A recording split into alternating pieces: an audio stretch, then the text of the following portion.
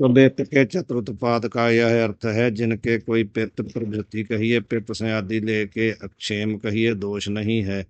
तिनको भी आकाश नील रूप वाहन और कटाहकार और तंबू के आकार का भाष्य है, यहाँ पे प्रमाण दोष अध्यास का हेतु नहीं। कल भी बताया था ना कि दोष जो है वो अध्यास में हेतु नहीं है। दोष तीन प्रकार के बताए थे ना पीछे, प्रमेय दोष, प्रमाता दोष, प्रमाण दोष। तो तीन दो दोषों का तो खंडन कर दिया, तीनों का ही कर दिया। फिर बता रहे हैं भाई, किसी के नेत्रों में तो दोष हो सकता है, कोई एक आदमी को, जिनके कोई पित्त, पित्त से कहते हैं गर्मी जी, पित्त वात पित्त कफ होता है ना, गर्मी सर्दी अथवा खांसी वगैरह हो जाती है। ये कहते हैं कि जिनके पित्त प्रभृति का अर्थ होता है आदि, आदि प्रभृति कहते हैं आदि जी। पित्त से आदि लेकर के कोई भी अक्षेम का अर्थ होता दोष जिनके अंदर नहीं है, उनको भी आकाश क्या है, नीला दिखता है, कटाहकार का दिखता है, तंबूकार का दिखता है। तो इसलिए कहते हैं कि जो प्रमाण दोष है उसको अध्यास में हेतु नहीं मान सकते। जिनके नहीं दोष उनको भी ये नीलता दिख रही है, इसलिए नहीं कह सकते। क्षेम नाम कुशल का है, ताका विरोधी जो प्रमाण दोष, सो अक्षेम कहिए है। कहते हैं क्षेम, कहते हैं कुशल को, खुशी होना, अच्छा होना। उसका विरोधी क्या है, क्षेम ना होना, उसी को प्रमाण दोष कहते हैं। क्षेम का अर्थ है प्रमाण दोष। उस प्रमाण दोष का नाम ही अक्षेम है। पर्यायवाची शब्द है। ज्ञान का साधन जो इंद्रिय, सो प्रमाण कहिए हैं। अब प्रमाण का भी नहीं पता चलता ना, प्रमाण किसको कहते हैं, कल भी मैंने बताया था कि साधन को कहते हैं प्रमाण। कान है, नाक है, आंखें हैं, ये सब क्या है, प्रमाण है। जिनके द्वारा ज्ञान होता है उनको प्रमाण कहते हैं। इस रीति से दोष अध्यास के हेतु नहीं, याते बंध के अध्यास में दोष की अपेक्षा नहीं। ये जो रीति बताई है इससे सिद्ध हो गया कि अध्यास में जो दोष हैं वो हेतु नहीं है, कारण नहीं है। इसलिए बंध के अध्यास में दोष की अपेक्षा का तथा जरूरत नहीं। इस रीति से दोष की नीचे टिप्पणी है, दोष 117। इसका दोष का नीचे खोल के बता रहे हैं। या का यह अभिप्राय है, सर्व दोष होवे तो अध्यास होवे, यह नियम नहीं। सभी दोष होने चाहिए प्रमाता प्रमाण प्रमेय का, ऐसा कोई नियम नहीं है कि सभी जब दोष होंगे तभी अध्यास होगा।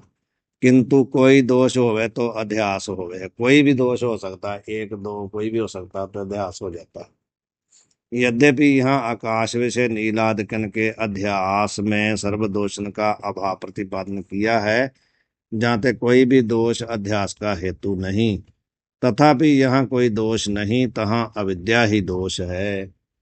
ये कहते हैं भी हमने सिद्ध कर दिया भी कोई भी दोष हेतु नहीं है, परंतु फिर भी यहाँ भी आपको अध्यास होता है, वहां और कोई दोष ना हो तो अविद्या भी तो दोष ही है। अविद्या सब जगह है, इसलिए अविद्या ही दोष है। तथापि जहाँ कोई दोष नहीं तहाँ अविद्या ही दोष है। सर्वथा दोष का अभाव होवे तो अध्यास होवे नहीं। यदि कोई भी दोष ना हो तो फिर अध्यास हो ही नहीं सकता, लेकिन अध्यास तो होता है ना, इसलिए इसी से सिद्ध होता है कि और कोई दोष ना हो तो अविद्या तो दोष है ही ना सब जगह।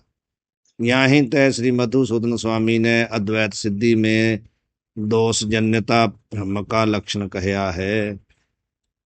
स्वामी मधुसूदन जी महाराज ने अद्वैत सिद्धि में कहा है कि ब्रह्म का लक्षण क्या है, दोष से पैदा होना। समझ गए हमारे कितने? मधुसूदन स्वामी जी ने अद्वैत सिद्धि में कहा है कि ब्रह्म का जो लक्षण बताया, उन्होंने ब्रह्म के लक्षण में बताया है कि उसमें दोष जन्यता होती है, जन्यता भाव पैदा होना। दोष पैदा होता है तभी ब्रह्म होता है। यहाँ सर्वदोषण के अभाव तय जो अध्यास का किसी भी चीज का भ्रम होता है तो उसमें दोष हो, कोई दोष और ना हो तो अविद्या तो वहां है ही है, अज्ञान, उसके बिना तो होता ही नहीं। यहाँ सर्वदोषण के अभाव तय जो अध्यास का निरूपण किया है सो प्रौढ़ीवाद है। प्रौढ़ी कहिए अपनी उत्कृष्टता के लिए जो वाद कहिए कथन है सो प्रौढ़ीवाद है। जो कहते स्वामी मधुसूदन जी ने कहा है ना, उसके अलग जो जहाँ उन्होंने कहा कि दोष होता है, तो यहाँ पर जो कहा है ना कि दोष कोई भी नहीं है, सभी दोष है ही नहीं इसमें। ये कहते प्रौढ़ीवाद है। प्रौढ़ी होता है बहुत ज्यादा, कोई मतलब जो समझने वाला समझाने वाला, जिसकी बहुत ज्यादा बुद्धि तीक्ष्ण है, उसकी बात होती है। वही अद्वैतवादी शंका करे है कि विवाद का विषय जो जगत सो मिथ्या नहीं, काहे ते अधिष्ठान के समान सत्ता वाले दोष करी अजन्य होने तय। इतने कोई शंका करता है तो ये जगत जो विवाद का विषय है ना, कि कोई कहता सत्य है, कोई कहता असत्य है, कोई कहता ऐसा है वैसा है, ये जगत कहते मिथ्या नहीं है। क्यों नहीं है मिथ्या? अधिष्ठान के समान सत्ता वाले दोष कर अजन्य होने ते।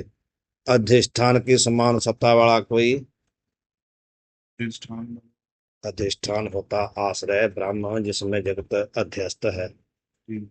उसकी समान सत्ता वाले किसी वस्तु से ये पैदा नहीं हुआ। उसकी ब्रह्म की समान सत्ता वाला कोई और उसके जैसा हो तो उससे पैदा हुआ, ऐसा कुछ नहीं। अजन्य होने थे, भाव से पैदा ना होने से। जो जो अधिष्ठान के समान सत्ता वाले दोष कर अजन्य है सो मिथ्या नहीं। जो अधिष्ठान के समान सत्ता वाले दोष कर अजन्य नहीं किंतु तैसे दोष कर जन्य है सो वस्तु मिथ्या नहीं, ऐसे नहीं किंतु मिथ्या है। ये जो कहा है ना, न्याय के अनुसार कहा। न्याय में ऐसी व्युत्पत्ति होती है ना, उसके अनुसार कहा है। वो ही कहते हैं कि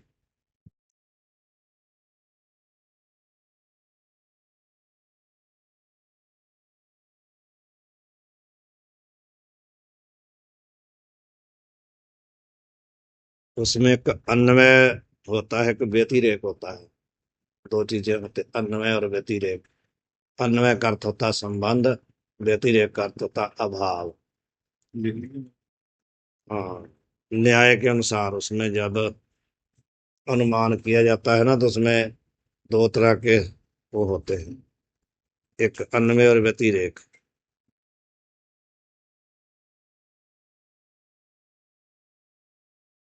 दो तरह की अनुमति होती है, एक व्यतिरेक एक अन्वय। दो तरह की अनुमिति, मूर्ति। अनुमान को हो या अनुमति को। वरिंदर देख लो आज आया नहीं, ਉਹਦੇ ਕਾਰਨ ਪਾਠ ਪਹਿਲਾਂ ਕੀਤਾ ਤੇ ਆਇਆ ਹੀ नहीं। एक व्यतिरेक व्यतिरेक और अन्वय, जैसे हम बोलेंगे ना, यत्र यत्र धूमा तत्र तत्र वाहनी,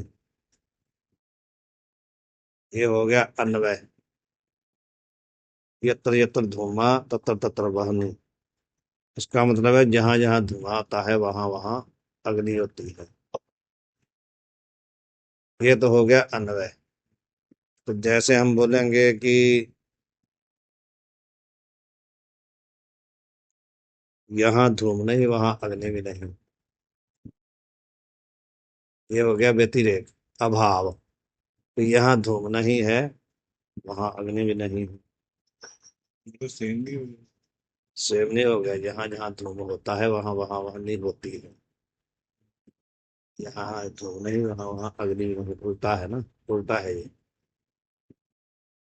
यत्र यत्र धूमा भावा तत्र तत्र वहन भावा, यहाँ जहाँ पर धुएं का अभाव है वहां वहां कर वहनी का भी अभाव है। उल्टा हो गया ना उससे। वो तो ऐसा कि जहां जहां धूम है वहां वहां वहनी है। ये है कि जहां जहां धूम नहीं है वहां वहां वहनी नहीं है। और ये नीचे यही बता रहे हैं कि विवाद का विषय जो जगत सो मिथ्या नहीं, काहे ते अधिष्ठान के समान सत्व वाले दोष कर अजन्य होने तय। जो अधिष्ठान के समान सत्ता वाले दोष कर अजन्य है सो मिथ्या नहीं। ये पूरी अनुमति बता रहे हैं। जो भी अधिष्ठान के समान सत्ता वाले दोष से अजन्य होता है वो मिथ्या नहीं होता। जो अधिष्ठान के समान सत्ता वाले दोष कर अजन्य नहीं किंतु तैसे दोष कर जन्य है सो वस्तु मिथ्या नहीं। ऐसे नहीं किंतु मिथ्या है। जैसे रज्जु सर्पादक हैं, इस व्यतिरेक कर अनुमान कर जगत के अध्यास का अभाव है। रज्जु और सर्प की सत्ता क्या है? एक जैसी नहीं ना है। मैंने पीछे आपको बताया था कि 3 प्रकार की सत्ता होती है। व्यवहारक होती है, प्रातिभाषिक होती है और यथार्थ सत्ता होती है। रज्जु और जो सर्प है, रज्जु का जो भ्रम है अध्यास, जो रज्जु का जो अध्यास है, रज्जु में सर्प का जो अध्यास है वो समान सत्ता वाले अधिष्ठान से अजन्य नहीं ना है। समान सत्ता वाले दो अधिष्ठान से जन्य थोड़ी हुआ। सर्प की प्रातिभाषिक सत्ता है और रज्जु की व्यवहारिक सत्ता है। जो रज्जु का जो भ्रम है वो क्या है? समान सत्ता वाले अधिष्ठान से अजन्य नहीं है, वो विषम सत्ता वाले अधिष्ठान से जन्य है। उल्टा है कि नहीं? इन्होंने कहा कि जो समान सत्ता वाले दोष कर अजन्य होवे सो मिथ्या नहीं होता। तो जहां पर जो रज्जु में सर्प है वो समान सत्ता वाले अधिष्ठान से अजन्य नहीं जन्य है। ये मैं इससे दिखाने के लिए एक सत्ता, एक प्रतिभा से सत्ता। नहीं नहीं, 3 प्रकार की सत्ता होती है। एक व्यवहारिक सत्ता, व्यावहारिक सत्ता, दूसरी होती है प्रातिभाषिक सत्ता। लिख लो भाई जिनको नहीं मालूम। 3 प्रकार की सत्ता होती है।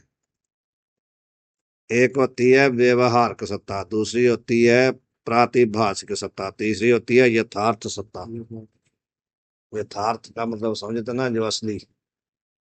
भाई जो यथार्थ इसको भाई परमार्थ भी कहते हैं हमारे जी। हाँ, परमार्थ भी उसी को कहते हैं। पारमार्थिक सत्ता कह दो या यथार्थ सत्ता कह दो, जिसको हम असलियता कह देते हैं। जी महाराज। वास्तविकता, वास्तविकता भी कह सकते हैं। जैसे दृष्टांत ये है कि जो मरुस्थल में जल भासता है वो क्या है? उसकी सत्ता कौन सी है? प्रतीत होता है ना, वो है तो नहीं ना वास्तव में। प्रतिभा से उसकी प्रातिभास की सत्ता है, क्योंकि वो प्रतीत होता है, वैसे नहीं है। ऐसे रज्जु में सर्प जो भी प्रातिभाषिक है, असली नहीं है। लेकिन जो जो रज्जु है वो जहां पर प्रतीत हो रही तो वास्तव में है ना। वो जब तक उसका नष्ट नहीं होता तब तक तो है ना, व्यवहार में है वो। लेकिन जो ब्रह्म है, ब्रह्म जो चेतन है, वो उसकी यथार्थ सत्ता है, वो कभी नष्ट नहीं होगा।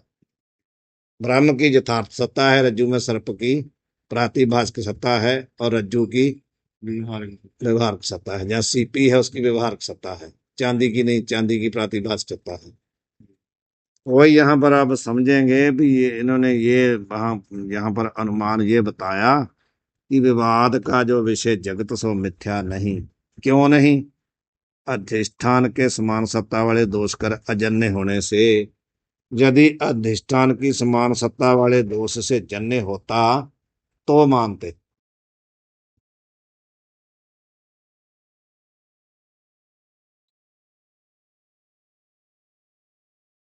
कहते हैं भी, जो अधिष्ठान के समान सत्ता वाले दोष कर अजन्य है सो मिथ्या नहीं। जी ये कहा कि जो अधिष्ठान के समान सत्ता वाले दोष से अजन्य होता है ना, वो मिथ्या नहीं होता। जो अधिष्ठान के समान सत्व वाले दोष कर अजन्य नहीं किंतु तैसे दोष कर जन्य है सो वस्तु मिथ्या नहीं। ये दूसरी बात है कि जो अधिष्ठान की समान सत्ता वाले दोष से अजन्य नहीं किंतु अधिष्ठान की समान सत्व वाले दोष से जन्य है, सो वस्तु मिथ्या नहीं, ऐसे नहीं, किंतु मिथ्या है। जो अधिष्ठान यहाँ पर है रस्सी, जी। तो सर्प की उसके समान सत्ता थोड़ी, उसके समान, उसकी समान सत्ता तो है नहीं है। तो अधिष्ठान की, ये कहते हैं अधिष्ठान के समान सत्व वाले दोष कर अजन्य नहीं, किंतु तैसे दोष कर जन्य है। वो मिथ्या नहीं, ऐसे नहीं, किंतु मिथ्या है, क्योंकि यहाँ पर जो अधिष्ठान में कौन सा दोष है, अधिष्ठान रज्जु है, उसमें कौन सा दोष है कि वो दिखाई नहीं दिख रही, दिखती नहीं है, रात को अंधेरा है ना, जी। तो दोष है ना उसमें कि वो दिखाई नहीं पड़ती। तो ऐसा ही जो दोष है वो क्या है, जो सर्प दिखता उसमें भी है, दोनों में है ना। ना तो मतलब पता चल रहा है कि सर्प है, ना पता चल रहा है कि रज्जु है, तो बराबर दोष हो गया ना दोनों में। परंतु यहाँ पर समान सत्ता नहीं इनकी, इसकी प्रातिभाषिक सत्ता है और इसकी व्यवहारिक सत्ता है। इसलिए कहते हैं कि जैसे रज्जु सर्पादक हैं, इस व्यतिरेक अनुमान कर जगत के अध्यास का अभाव है। इसको थोड़ा अपने आप विचारना, बाकी फिर कल को फिर दोबारा लगाएंगे, थोड़ा एक बार इसमें दिमाग लगाना। होता है मेरे समझते आगे बस। आगे आगे कह रहे हैं ना, उसको अच्छी तरह समझा रहे, सो शंका बने नहीं, यहाँ तक तो शंका बताई है। अब उसका काहे ते जो व्यवहार रज्जु आदक कल्पित सर्पादकन के अधिष्ठान होने ते से दृष्टांत करके, क्योंकि यहाँ पर व्यवहार के जो रज्जु आदक है, सीपी आदक है ना, ये चांदी क्या था, सर्प के अधिष्ठान है, परंतु क्या है ये इनका जो है, इनकी सत्ता व्यवहारक है ना, और उनकी सत्ता प्रातिभाषिक है। तो ठीक करना नहीं कर लो।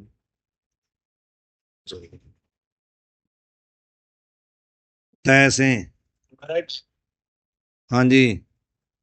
आपकी थोड़ी सी आवाज माइक कट गई थी हमारे से हाँ, वो बीच में क्यों कोई फोन लगा देता ना, उधर से चक्कर पड़ रहा। मैं मेरा दूसरा फोन ले आऊं, कौन सा? मैं वाईफाई कनेक्ट करके फ्लाइट मोड ला दिया करूँ। हाँ, यही करेंगे हम। उक्त अनुमान की ये कहते हैं, ऐसे दृष्टांत करके उक्त अनुमान की सिद्धि होवे है। विचार कर देखिए तो सर्पादकन का अधिष्ठान रज्जुआदक उपहित चेतन है, वह मृत्यु उपहित चेतन है।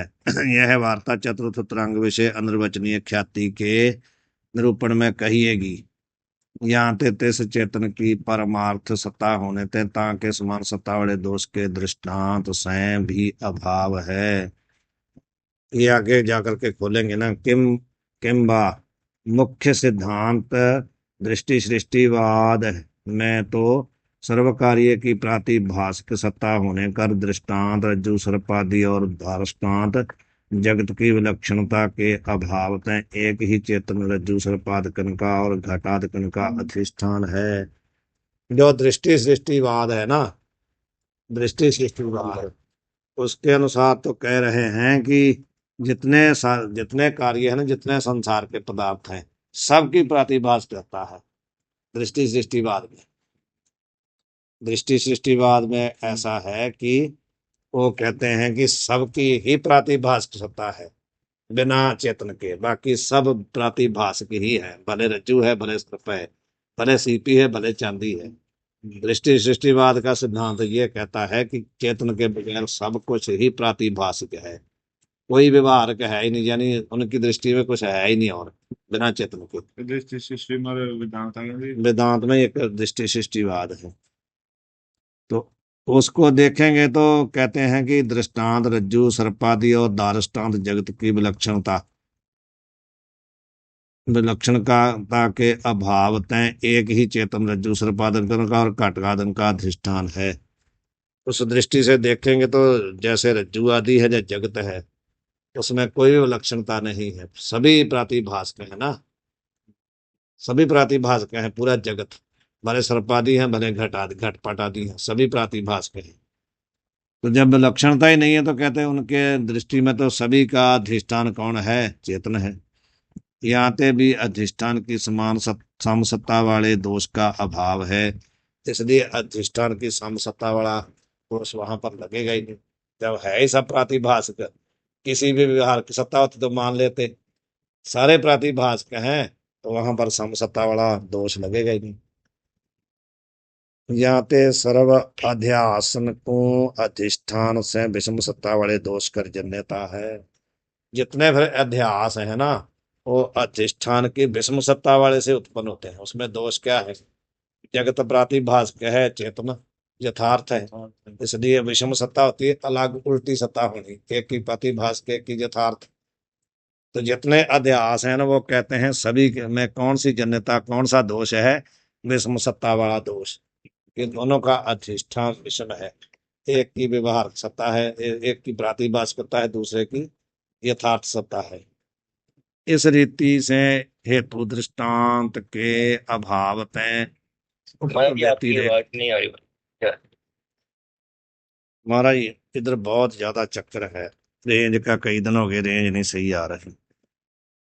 जब ले आओ फिर उसका वो वाईफाई चलाते हैं और क्या। हमारे यहाँ कोई वाईफाई नहीं लग रहा ना, हम बहुत यत्न कर रहे हैं लेकिन यहाँ की कोई रेंज ही नहीं आ रही, कोई वाईफाई कौन सा चल रहा।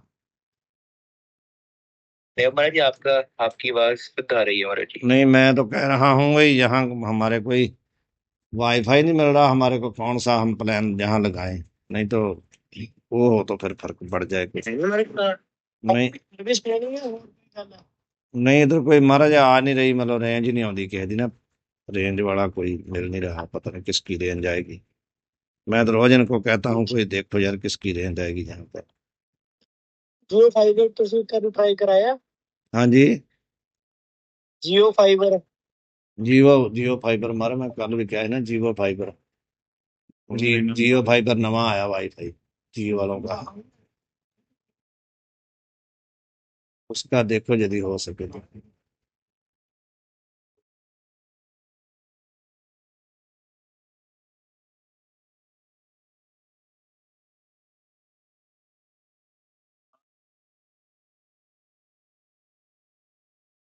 नहीं, प्रौढ़ प्रौढ़ कहते हैं बहुत ज्यादा जिसकी बुद्धि तीक्ष्ण होती है, विद्वान जो होता है बहुत ज्यादा समझने वाला। देखो मैं बंद कर दूं मैं?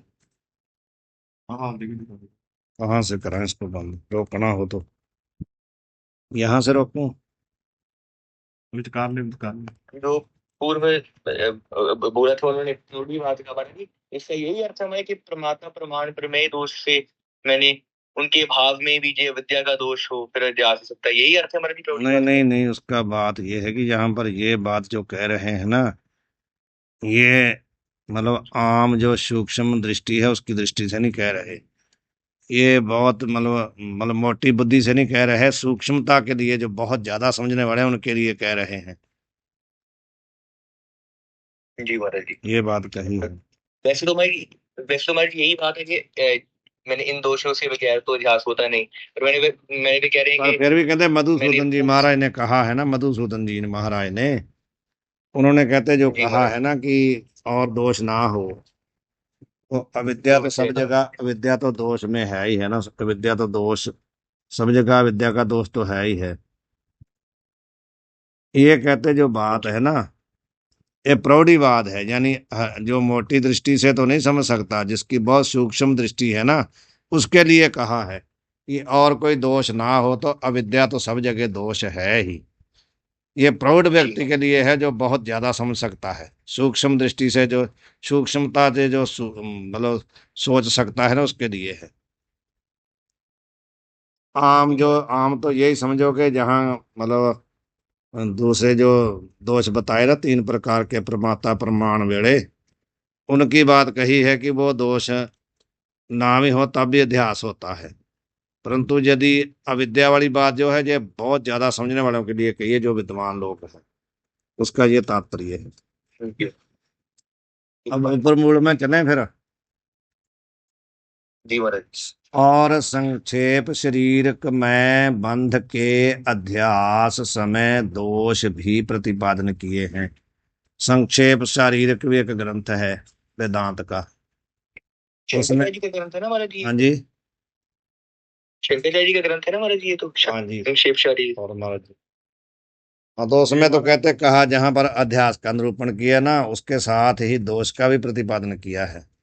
विस्तार के भय से हमने नहीं लिखे, और अध्यास के हेतु जो दोष होवें तो दोष निरूपण करते, सो दोष अध्यास के हेतु नहीं है, जानते भी दोष का निरूपण नहीं किया।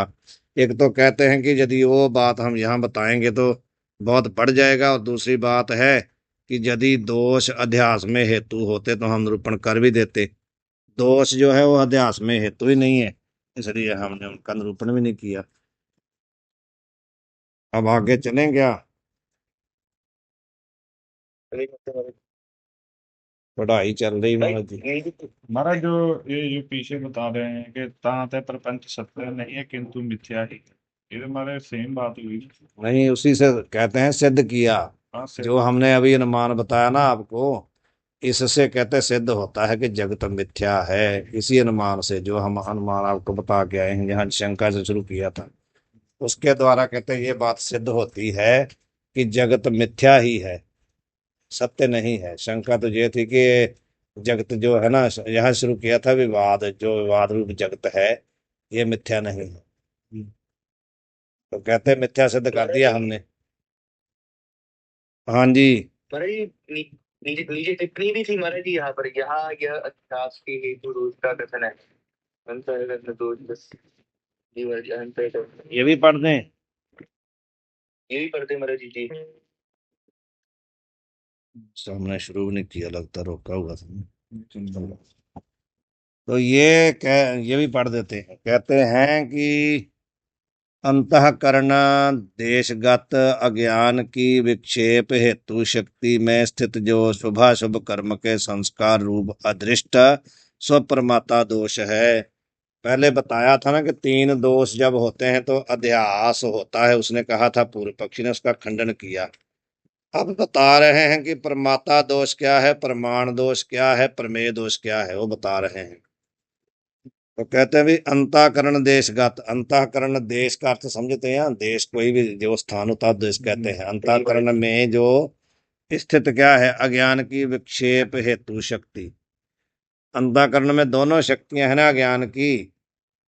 कौन कौन सी कल बताई थी, याद है क्या? अज्ञान की 2 शक्तियां हैं। कहाँ याद रहता, कोई देखता कहाँ, कोई विचारो तो पता चले कि क्या पढ़ा था कल। विक्षेप है ना महाराज जी। और कौन सी है दूसरी? आवरण। दूसरी कौन सी है? मल विक्षेप आवरण। नहीं बाबा जी, अज्ञान की शक्तियां कौन सी हैं? विक्षेप और आवरण 2 है। तो ये कहते हैं भी अंतःकरण में स्थित जो अज्ञान की विक्षेप शक्ति है ना, उस विक्षेप शक्ति में स्थित है कौन? शुभ शुभ कर्म के संस्कार। जो हमने अच्छा बुरा कर्म किया उसके संस्कार कहाँ बैठे हैं? जो अंतःकरण में विक्षेप शक्ति है ज्ञान की, उसमें बैठे हैं। समझ गए? वही प्रमाता दोष है, वही प्रमाता दोष है। जो अंतःकरण में स्थित अज्ञान की विक्षेप शक्ति, उसमें जो स्थित है शुभ शुभ कर्म के संस्कार, वही प्रमाता दोष है।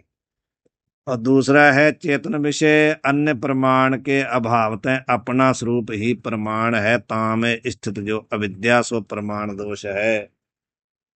ये कहते हैं कि चेतन में अन्य प्रमाण के अभावतः अपना स्वरूप ही प्रमाण है। चेतन को सिद्ध करना हो तो किसी भी दूसरे प्रमाण से सिद्ध नहीं कर सकते। फिर कैसे सिद्ध करेंगे? अपने आप। स्वयं प्रकाश है ना वो, उसको दूसरा प्रकाश नहीं कर सकता कोई भी। यदि कोई दूसरा, जैसे जहाँ कोई रात्रि को कोई सामान पड़ा है तो उसको प्रकाश करने के लिए आपके पास लाइट है, तो यदि कहो कि जैसे एक महापुरुष का हमारे को दृष्टांत देते थे भी, आप रात को कमरे में सोए हैं, लाइट आपकी बंद है, तो बाहर से किसी ने आवाज दी भी अंदर कौन है, तो आप ये नहीं कहते मैं लाइट जगा करके आपको बताता हूँ कौन है, कभी नहीं बोला ना आपने। यदि कोई कहता है कि आपके पास में, आप जहाँ सोए हैं वहां एक हमारी पुस्तक पड़ी है रात को, तो आप कहेंगे मेरे को पहले लाइट जलाने दो, मैं देख के बताता हूँ। यदि कोई ये पूछे कि अंदर कौन है, आपने कभी नहीं कहा मैं, मेरे को लाइट जलाने दो, आप कहते मैं हूं। हम यही कहते हैं ना, जब किसी ने बोला कि अंदर कौन है तो हम कहते हैं मैं हूं। ये तो नहीं कहता कि मेरे को पहले लाइट जलाने दो तब मैं बताता हूँ अंदर कौन है। इसी से पता चलता है कि हम अपने आप स्वयं प्रकाश हैं, हमारे को किसी प्रकाश की जरूरत नहीं है। और कोई वस्तु बतानी हो तो प्रकाश चाहिए। अंदर में घड़ा पड़ा हो तो उसको बताने के लिए आप कहेंगे हम लाइट जला के देखते हैं भी है या नहीं। यदि अपने आप को बताना हो तो कोई लाइट की जरूरत नहीं, आप कहते मैं हूँ। इसी से पता चलता है कि हमारे को कोई प्रकाश करने वाला नहीं, हम स्वयं प्रकाश हैं। इसी से पता चल गया ना कि हमारे को किसी लाइट की जरूरत नहीं अपने लिए। दूसरी चीजों के लिए तो लाइट चाहिए, अपने लिए लाइट नहीं चाहिए। तो हम चेतन हैं, हम स्वयं प्रकाश हैं। यही तो बात समझनी, और क्या समझना। यही बात है, यही ब्रह्म ज्ञान है कि जो हम अंदर से आवाज दे रहे हैं तो हम हमारे को लाइट की जरूरत नहीं पड़ती, तो इसलिए समझो कि हम स्वयं प्रकाश हैं। लेकिन उस रूप को याद करना चाहिए ना जिससे हम आवाज देते हैं कि मैं हूं। जब भी हम संसार में आते हैं तो भूल जाते हैं, फिर वो ही कह रहे हैं। समझ आई बाबा जी? स्वयं प्रकाश की समझ आ गई ना आपको? जी जी कि महाराज। रात्रि को जब हम अपने लिए बताना हो तो लाइट की जरूरत नहीं पड़ती, और कमरे में पड़ी वस्तुओं को बताना हो तो कहते हैं हम लाइट जला करके तब आपको बताएंगे भी कोई वस्तु है या नहीं है। अपने लिए लाइट की जरूरत नहीं पड़ती। इसी से पता चलता है कि हम स्वयं प्रकाश हैं। हम उसी समय आवाज देते हैं कि मैं हूं। हाँ, जब कोई दोबारा पूछता है कि आप कौन हो, एक बार तो हम कहते हैं मैं हूं, तो कहते हैं मैं कौन। जब हम दोबारा पूछेंगे मैं कौन, फिर हम क्या करते हैं, फिर हम इस शरीर का ड्रेस देते हैं कि मैं फलाने का पुत्र हूँ, फलाना हूँ। इसका ड्रेस देते हैं ना, इसके लिए लाइट चाहिए, ये बिना लाइट के दिखता नहीं है। फिर उसको दिखाना होगा कि पहले तो हमने कहा मैं हूं, तो मैं कहने से कुछ पता थोड़ी चलता है। वो कहेगा मैं का मतलब आप कौन है, फिर आप लाइट जला के दिखाएंगे भी देख लो मैं कौन हूँ। फिर इसके लिए फिर लाइट की जरूरत पड़ेगी ना शरीर के लिए। हमारे लिए शरीर की लाइट की जरूरत नहीं है, शरीर के लिए है। इसी से पता चलता है कि ये शरीर जो है मिथ्या है, इसको दूसरे के द्वारा प्रकाशित करना पड़ेगा। हमारे लिए कोई जरूरत नहीं है, मैं हूं इतना कहने में कोई जरूरत नहीं है। जब इसका ड्रेस देना होगा, इसको दिखाना होगा, तो फिर लाइट चाहिए। वो ये बात कह रहे हैं कि चेतन विषय अन्य प्रमाण के अभावतः अपना स्वरूप ही प्रमाण है। जी तामे स्थित जो अविद्या, उस स्वरूप में, अपने चेतन स्वरूप में स्थित जो अविद्या है सो ही प्रमाण दोष है। तो अभी बता के आए थे कि और दोष ना हो तो अविद्या तो है ही ना, जो प्रौढ़ीवाद की बात कही थी ये है। महाराज जी। हाँ जी, अविद्या यहाँ माने आवरण महाराज जी, हाँ जी। जो ढकती है महाराज। यहाँ पर विद्या माने आवरण महाराज जी। नहीं नहीं, अविद्या की तो शक्ति है दो। अविद्या में दोनों शक्ति वो है। तो अविद्या का अर्थ अज्ञान है। अविद्या आवरण भी करती है, विक्षेप के द्वारा अध्यास भी पैदा करती है, दोनों करती है। अब तीसरा है प्रमेय दोष। चेतन में निरपेक्ष आंतरता है और प्रपंच में सापेक्ष आंतरता है। अरुचेतन में पारमार्थिक वस्तुता है और प्रपंच में अनिर्वचनीय वस्तुता है। यहाँ ते आंतरता कर जो वस्तुता कर चेतन में प्रपंच का सादृश्य है सो प्रमेय दोष है। कल भी बताया था कि प्रमेय दोष का मतलब होता है सादृश्य बनाना। एक एक चीज, एक जैसी दो चीजें पड़ी होनी। जैसे दूर से हमने देखा कि सीपी पड़ी है रेता पे, पर उसमें हमारे को चांदी क्यों दिखती है? जैसी सीपी वैसे चांदी होती है। सीपी भी दूर से लिशकती है, चांदी भी लिशकती है। तो इसलिए दोनों एक जैसी, तभी तो भ्रम हुआ। यदि एक जैसी ना होती तो भ्रम होता ही नहीं। दूर से जब हम राजस्थान में गए तो उसमें रेता जब चमकी तो हमारे को लगता वहां जाल है। तो भ्रम कब हुआ? जाल भी वैसे चमकता है, रेता वैसे चमकती है, इसलिए वहां भ्रम हुआ। यानी एक एक जैसी चीज होती है तो वहां भ्रम होता है, सादृश्यता का दोष होता है। तो यहाँ कह रहे हैं कि हाँ जी, उसकी दृष्टि साफ दिखाई जैसे पर स्थिति है। नहीं नहीं, दृष्टि हाँ वही बात है, लेकिन वो दिखती कब है? वहां दोष क्या है? दोष वहां ये है कि सादृश्यता होती है। सांप भी टेढ़ा होता है और रस्सी भी टेढ़ी पड़ी होती है। सांप भी सीधा होता है, रस्सी भी सीधी होती है। कुछ ना कुछ दोनों में समानता है ना। वहां सादृश्य दोष है, ये बताया कि वहां पर महाराज जी सादृश्य दोष कोई प्रमेय दोष माने महाराज जी। सादृश्य दोष अभी बता रहे हैं उसको खोल के कि चेतन में निरपेक्ष आंतरता है। आंतरता का मतलब समझते हैं? आंतरता का जी महाराज। क्या होता है? आंतर का मतलब क्या होता है? भेद। भेद महाराज। आंतर क्या होता है? दूसरे से अलग होना, भेद होना। जगत में कहते हैं चेतन में कौन सी अपेक्षा है, आंतरता है? निरपेक्ष। किसी दूसरे को लेकर के चेतन को भिन्न नहीं कह सकते, क्योंकि चेतन ही है और उसके बिना कुछ संसार में है ही नहीं।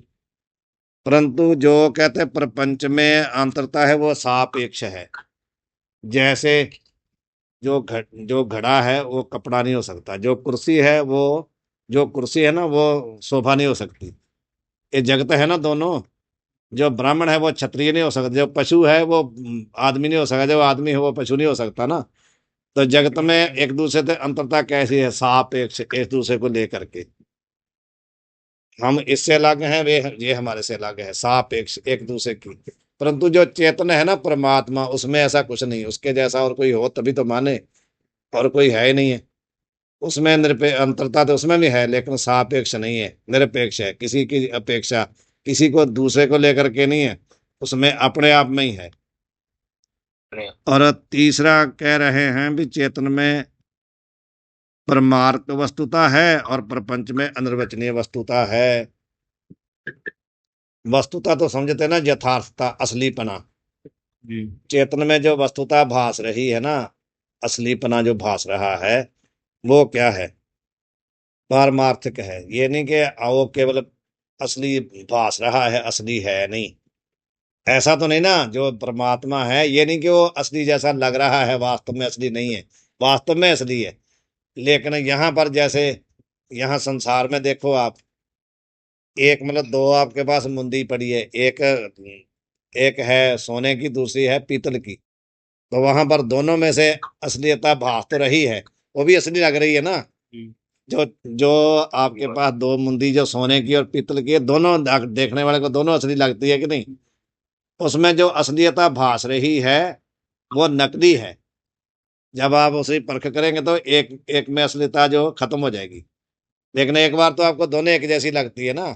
तो कहते हैं संसार में जो वस्तुता भासती है ना, वो क्या है? अनिर्वचनीय है, खत्म हो जाएगी वो। जो परमात्मा में वस्तुता भास रही है वो अनिर्वचनीय नहीं है, वो यथार्थ है। वहां पर अनिर्वचनीय का ये तो अर्थ नहीं है कि किसके लिए वचन नहीं हो महाराज जी, ये तो नहीं महाराज। यही अर्थ है, यही अर्थ है कि उसको ना हम सत्य कह सकते हैं, ना असत्य कह सकते हैं, ना सत्य असत्य कह सकते हैं। यही अर्थ है। जगत ही अनिर्वचनीय है ना, तो जगत के में जो जगत में जो वस्तुता वो भी अनिर्वचनीय होगी। महाराज जी वेदांत शास्त्र में ब्रह्म को भी तो अपने अनिर्वचनीय मानते हैं ना महाराज जी। नहीं, ब्रह्म को नहीं मानते, अविद्या को मानते हैं, जगत को। केवल विद्या, ठीक है महाराज। उसको तो स्वयं प्रकाश है, उसको कैसे मानेंगे? उसको तो कह सकते हैं ना कि वो सत्य है। जी महाराज। यहाँ पे आंतरता कर जो वस्तुता, आंतरता कर और वस्तुता कर चेतन में प्रपंच का सादृश्य है, सो प्रमेय दोष है। समझ आ गई? आंतरता और वस्तुता दो सादृश्य हो गए ना। ब्रह्म में भी महाराज जी आंतरता है, जगत में भी आंतरता है। ब्रह्म में भी वस्तुता है और जगत में भी वस्तुता है। ये तो सादृश्य हो गया ना, एक जैसा हो गया दोनों में। भले असली नकली है, लेकिन है तो है ना दोनों में। यही कहते प्रमेय दोष है। ठीक है। ब्रह्म में अध्यास हो जाता है, जगत में ब्रह्म में जगत का हो जाता है, जगत में ब्रह्म का अध्यास हो जाता है। क्यों होता है? सादृश्यता करके। सदृशता कौन कौन सी है? आंतरता और वस्तुता। इस रीति से संक्षेप शारीरिक आदि ग्रंथ में अध्यास के कारण रूप दोष प्रतिपादन किए हैं। ये जो बताया ना, इसलिए कि दोष वहां ये बड़ा दोष है, अविद्या दोष। बात करेंगे और चले आगे। आप ये तो अभी तो पढ़ लिया है। हाँ जी, दोबारा पढ़ें। संक्षेप शारीरिक में बंध के अध्यास समय दोष भी प्रतिपादन किए हैं। यही जो टिप्पणी बताई थी ना अभी, दोष के ऊपर नंबर लिखा ना टिप्पणी का, यही टिप्पणी थी। विस्तार के भय से हमने नहीं लिखे और अध्यास के हेतु जो दोष होवे तो दोष निरूपण करते। एक तो कहते हैं विस्तार की भय से हमने नहीं लिखे, दूसरी बात है यदि दोष हेतु होते अध्यास में तो हम लिख भी देते। दोष हेतु है ही नहीं, सो दोष अध्यास के हेतु नहीं है, यहाँ पे भी दोष का निरूपण नहीं किया। वाहिगुरु जी का खालसा, वाहिगुरु जी की फतेह।